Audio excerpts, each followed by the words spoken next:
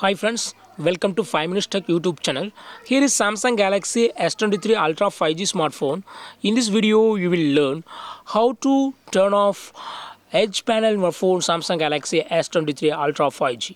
First of all, go to the right side edge of your screen near buttons. Okay, if you swipe from right side to left side, there will be some options displaying.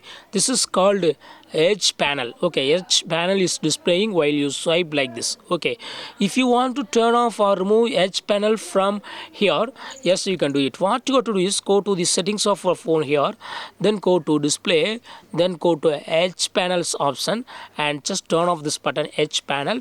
Now if you swipe here, there will be no edge panel. In this way you can easily turn off edge panel on your phone Samsung Galaxy S23 Ultra 5G. That's all friends, thanks for watching, bye.